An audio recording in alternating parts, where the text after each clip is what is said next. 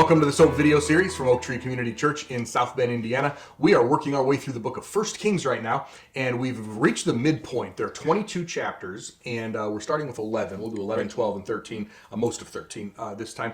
And this really is not just the midpoint, book of the book physically, but this is like big time. After chapter 11, we run into the whole thing changes basically after this. Falls apart. That's where you're going with it. Falls apart. It's a nice way to say it too. Good way to do it. Yeah, but for now, I mean, things are great, right? Starting Israel, Solomon, the whole deal. Yeah, so the temple itself has been built, and it was time to move God in, and this is what we covered last time. This meant the ark had to be moved, and they followed specific rules, and Solomon could actually look back and see how his father did it and do the same thing. And then at the end, Solomon had to stand up and give a speech, and I thought it was a little odd. His speech was there was a lot of, well, when we do sin, God needs to come back for us, and God needs to do this, and we need to come back to God, and he was right, but it was like, maybe I'm foreshadowing too much, but he seemed to be setting up a lot for the sin happening. The thing is that God had already done that 500 years earlier in the book of Deuteronomy. When you sin, this is what I'm going to do, and when you repent, I'll bring you back. Well, and funny you bring that up, because there was also a bunch of rules for Solomon to follow, and Solomon was doing good till the second half of his life, and then he did really bad and broke maybe all of them. So most of them. One commentator actually made a really interesting point that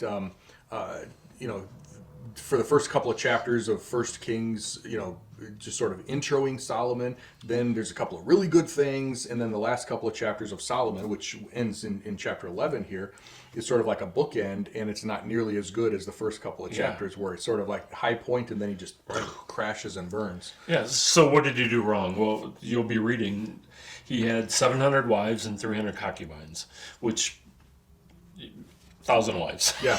Just round up. Yeah. And a lot of these were political alliances, right? I mean, it's not like, he loved them all or whatever. We already saw that he married the daughter of Egypt's king, and which was something he wasn't supposed to do. Which also, just specifically not supposed to do that. But a lot of these were for peace treaties and political alliances and stuff.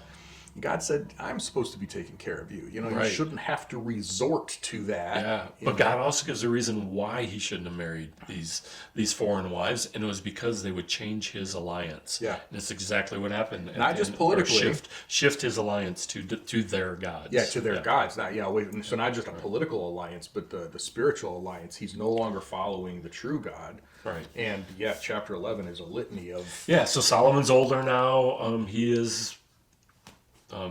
in love with his wives, or wants to please his wives, so his alliance shifts away from our God, and he even made high places where his wives could do sacrifices to their gods. Yeah.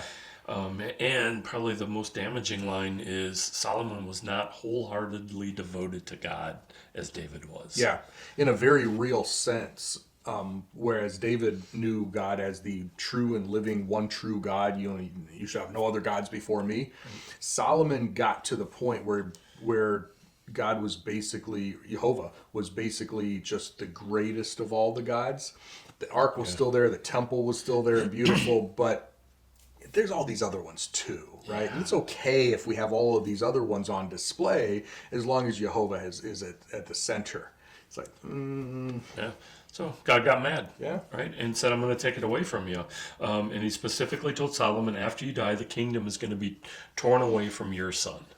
And we'll see that happening soon. But it couldn't be completely, right? Because there's still the Davidic promise. covenant there that God still has to keep intact. Right. So, but...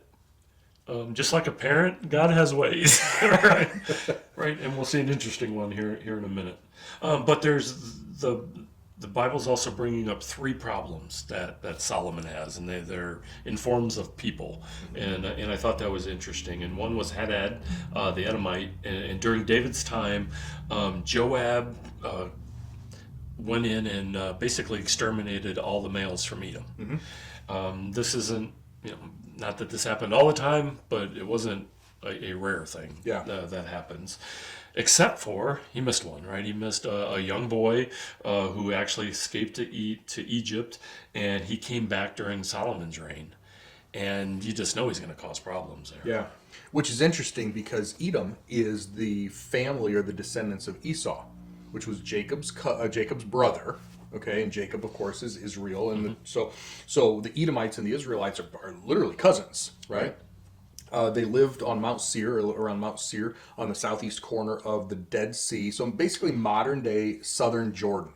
They were Jordanians, and they're extinct now as far as we know. But just to give you an idea, they came back from this point here, and we're talking about 930 or so BC, where there's only one guy left, right?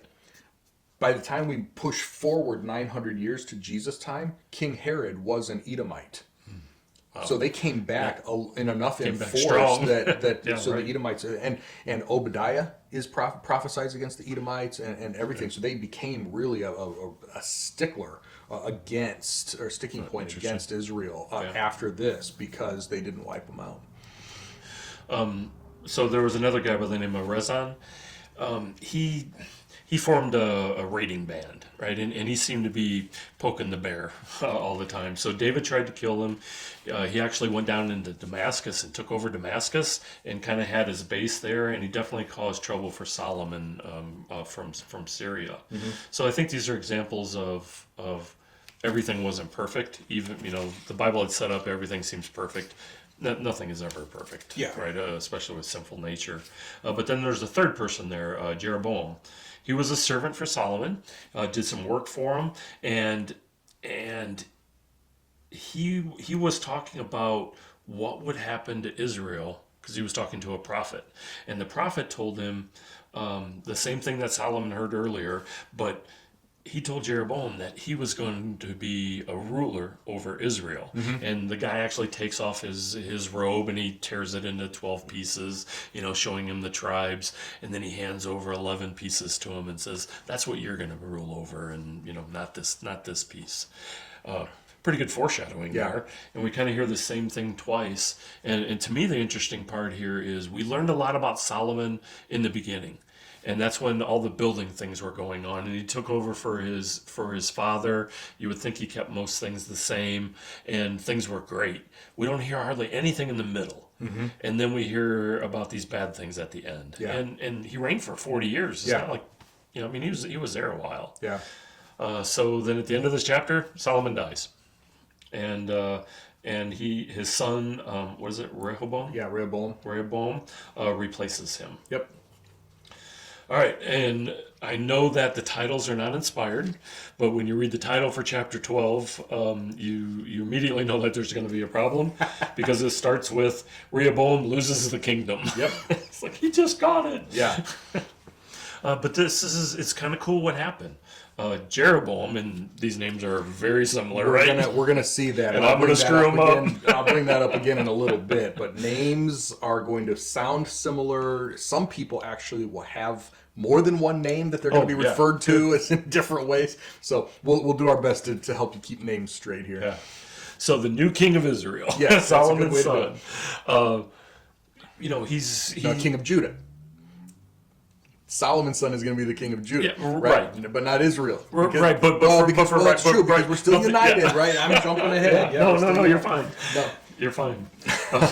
Well, and let's bring this up. This is a good time to bring this up, because again, names, right? But we're going to start in this chapter. We're going to start using we're not going to be able to call Israel anymore, because those 10 tribes that Jeroboam is going to take over, those are in the north, and they will be called the kingdom of Israel, or the northern kingdom.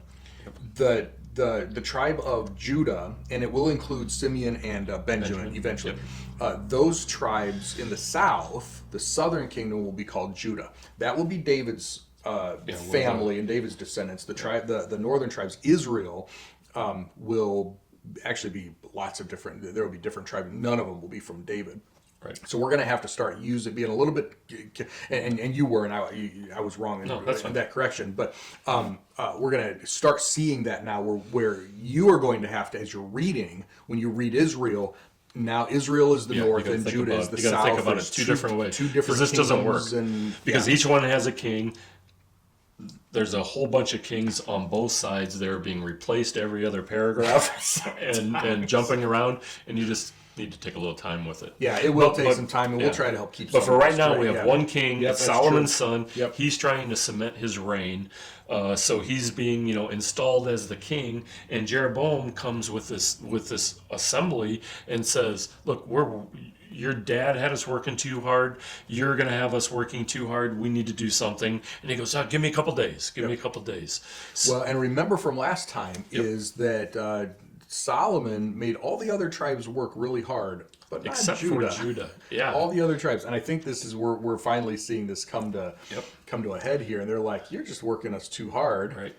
So Rehoboam consults the old advisors, and these would be Solomon's advisors. Hey, what do I do? And they say, you should lighten their load. Yeah. And then he consulted his advisors. Well, I wonder. I'm getting interrupted. I wonder if they were telling Solomon the same thing, because you would think that Solomon's advisors would give him what Solomon was doing, but they're saying, "Listen, this is too much." I wonder if maybe that was a little bit of contention with Solomon. Solomon, you're doing too much here, and he kept, pushing them. Just a thought, just because you can see this turmoil. Yeah, there's definitely tension division here. and tension within the advisors. Right. So Rehoboam didn't like that advice, so he went to his advisors, which we could also call friends. Yeah, friends. Yeah. So we assume that they're young, inexperienced, and they said the exact opposite. No, you need to be tough. You need to show them who's boss. So he comes into this meeting 3 days later, taking the hard route, and he says, I am harsher than my father, and my whips will really sting your flesh. Yeah. Which I assume there's a translation that it sounds much better in the original. Yeah, the original I think says something like, "My father punished you with whips, I'll punish you with scorpions," or something like that. Oh, that is much better. So that's the stinger in there. That is much better. Yeah, it's hyperbole. He's not going to throw scorpions at him, but letting him know. Yeah. So these guys came back with, they said, "We have no portion in David, no share in the son of Jesse." Yeah. And like you said, Judah is where David is. That's where King David, the Davidic covenant, is coming through. These guys are going, "Look, we carried you for years. Yeah. We haven't gotten anything out of this deal. We're done with it." And they split. Yeah. And so now we have a split. And in my mind, I go back to the founding fathers of the United States. No taxation without representation. Yeah. So they went home and they stopped working. Yeah. A supervisor came out, tried to get him working again. They killed him. The king barely made it out alive from where he was. So they made Jeroboam king over Israel, and that's the Israel we're talking about, the northern part. And only the tribe of Judah remained loyal to the Davidic covenant, David, and that whole dynasty, and Rehoboam. And like I said, that will eventually. So Simeon had gotten to the point where it was somewhat, I'm not going to say non-existent, but not very influential at all. It had been somewhat absorbed into Judah. So you've got Judah and Simeon there. We'll pick up Benjamin as well, but comparatively, size, geographic, way more in the north. People, way more in the north. Oh, yeah. I didn't know what Jerusalem. Right? Yeah, no, because you're talking tribes, not just because it's the tribe of Judah, even though that was the capital. The actual family tribes, Israel outweighs Judah by quite a bit at this point. Okay, so Jeroboam builds up his Jerusalem, right? Is that Rehoboam is in Jerusalem? His capital. His capital. Right. Yeah. And it was Shechem, which is where when Joshua led Israel into Canaan, into the land of Israel, Shechem was the first place that the ark was. It's in the tribe of Ephraim, and so that was already a sacred ground a little bit. Shiloh was also one of those places. Gilgal was also one of those places. So there were a couple of places already. So he went back to Shechem, sort of like a home base for Israel in Ephraim, and modern day, not modern day, today we would call it West Bank, but Samaria. Yeah. In the New Testament, it would be called Samaria, and that would be the new capital of Israel. Okay. So King Rehoboam trying to solidify everything, made it worse. Yeah. Now we have a possible civil war. So when he gets back home, the first thing he does is he tries to raise an army, and he's getting 180,000 men from Judah and Benjamin, Yep. and he's going to restore the kingdom. And this is going to be a civil war that goes out. Yeah. So God tells one of the main prophets, tell Rehoboam not to make war with your brothers. Yeah.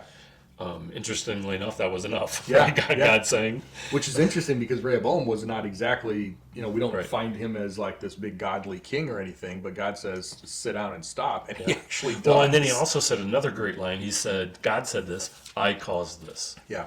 Right? Which God's certainly taking credit for it. Yeah. Yeah. So now, again, we have the northern tribe. They have their, quote, kingdom up there, their Jerusalem. And if you take a step back, seems like you have a problem, right? Because the northern tribes, where are they going to go to sacrifice? A couple times a year, they're required to go to Jerusalem. If they keep going into Jerusalem, now the other land, they're going to be won back over, right? Yep. Their brothers is welcoming them back in. All And that. the reason is not because of Jerusalem, of course. It's because that's where the ark is. And the temple. That's where the temple, right. the ark, Yeah. the altar, everything is there. That's where they have to celebrate Passover. That's those Yep. couple of times a year. So Jeroboam decides he's going to fix it. Yeah. And he makes 2 golden calves, which we've probably heard of before. Nothing new under the sun. And he told his people to worship the calves. They accepted that, and then he put the calves in two different cities, Yeah. so that they Have a could couple of choose where different they wanted places to to go. to. So one up in the north and one a little bit further Yeah. in the south. And he built 2 temples there too. Yeah. Then he initiated sacrifices, and he appointed his own priests. He basically duplicated Jerusalem, or the So temple, and yeah, so it doesn't. I don't know that it says exactly. Well, 2 yeah, temples. yeah. Well, no, appointed as priests, common people who were not Levites. It's Right. interesting because the tribe of Levi was now split as well. right. Because some of them were still in Jerusalem as priests and doing their thing, but the They're rest all of over. the Levites are spread out throughout Israel, in the other tribes, taking care of them and ministering to them.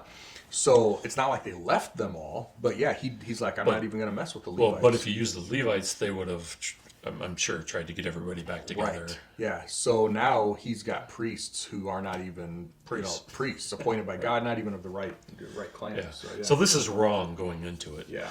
So now we have him standing by the altar, and he's ready to offer a sacrifice, and he's in Bethel, one of the 2 places that they had.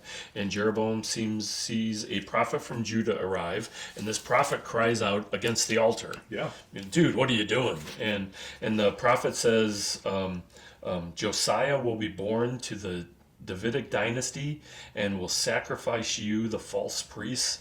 And we'll actually see this almost 300 years happen Yeah. in the future. Yeah. But he names him by name. Names him by names, Yeah. and he also gives a sign. Yeah. Right. And you had said before, the Jewish people, they always just want a sign. Yeah. 1 Corinthians 1. The Jews want a sign. Yeah. So the sign was the altar you're standing in front is going to split and ashes will spill out. And King Jeroboam was, yelling at, seize this guy. And his hand seizes up and he can't not point. He seems to be frozen there. Yeah. And the altar splits and the ashes come out. Yeah. Right then. So this is what's called a near-far prophecy. Right. Okay, so the far prophecy, 300 years from now, is there's going to be a new king in Judah named Josiah, and he's going to, bring people back to God and take care of it. 300 years, Yeah. anything can happen. How are we supposed to trust that you are a true prophet when you're talking about something 300 years from now? Yeah. So what God does frequently is when he has a prophecy far down the timeline, he does a near one as well. And if this one holds true, then it proves that one will hold true. And so that it wasn't about, I'm going to destroy the altar. It was about that thing that I said is going to happen 300 years from now. I'm proving it today. Because this happened, you can trust that one will happen too. Right. Instead of doubling down, Jeroboam seems to take a step back. He asked the prophet to heal his arm, and he did. And then he seemed to take it down about 10 notches. Yeah, he toned it down. Yeah. Yeah. Because he realized he was from God. Yeah. too. And then he asked the guy, he wanted to entertain him, so he said, come with me, we'll give you some food and drink. And the prophet said, I'm not allowed to eat or drink anything while I'm here. In fact, he went into things, even the road that I came in on, I have to take a different route back home. So God or an angel gave him Very specific things instructions. to do. Yeah. Now, to me, one of the odd things is now an old prophet shows up, right? So that would be somebody who's in the northern kingdom, and he caught up to the new prophet and told him he was a prophet, offered him some food, and the young, I can't. God said no, and the old prophet lies and says, an angel told me to bring you back and to feed you. Yep. So the young prophet went back, ate, and then got in trouble by God. Yep. Okay, now hold on a minute. You disobeyed, and now here's the penalty. Your corpse will not be buried in your ancestral tomb. Yep. So the young prophet left. He's going to go home. He gets attacked by a lion, and he is killed. The lion sticks around by the body, and the donkey sticks around. Nobody's eating anybody. Nobody's doing anything. They're just waiting. Yep. And the old prophet goes, picks up the body, buries the young prophet in the old prophet's tomb, and then later when the old prophet dies, he left instructions that he was going to be buried there. Yep. Okay, that's the whole reading. I got a couple questions for you. I got 4 questions. You want them all at once? You want to take them one at a time? Go for it. I'm not going to answer any of them. Okay. So I'm just gonna. So here's my 4 questions.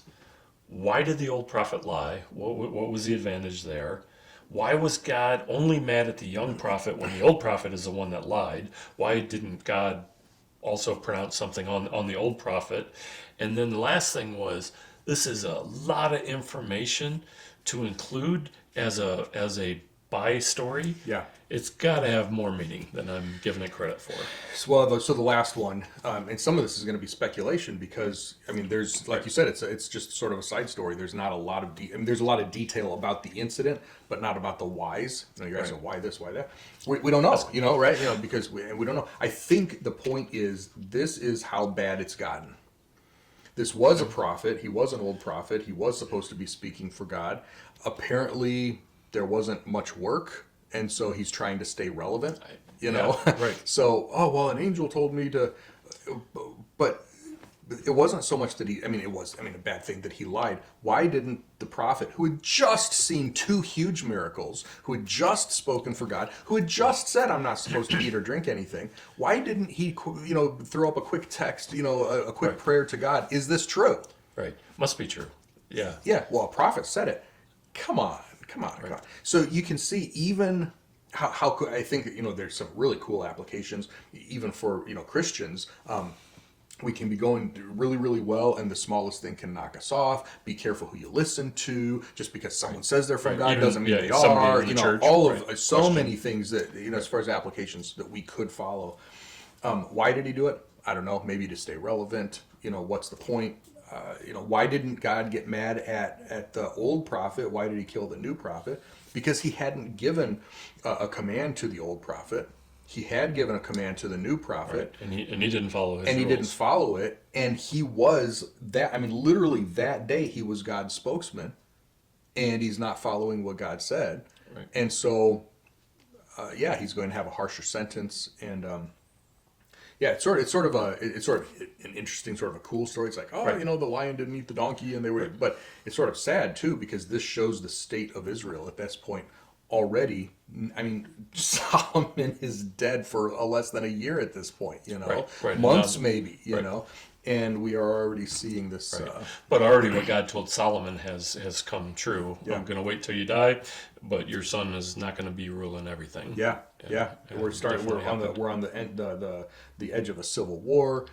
You got Jeroboam setting up golden calves. It's like it'd be hilarious if it weren't so sad, right?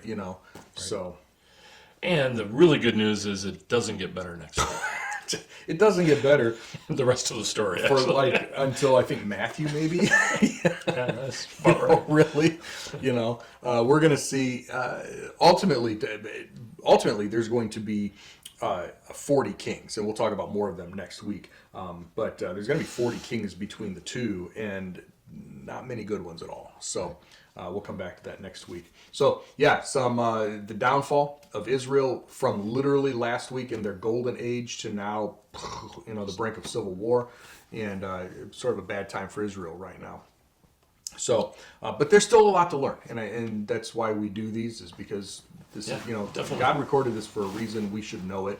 So ask your questions, and I won't answer his, but I'll answer yours. And I'm used to it. and share the stuff that you're learning too. Share the stuff that you see in there. It's like, hey, I'd never noticed that before. Pass that along. We'd love to hear those things that you're learning.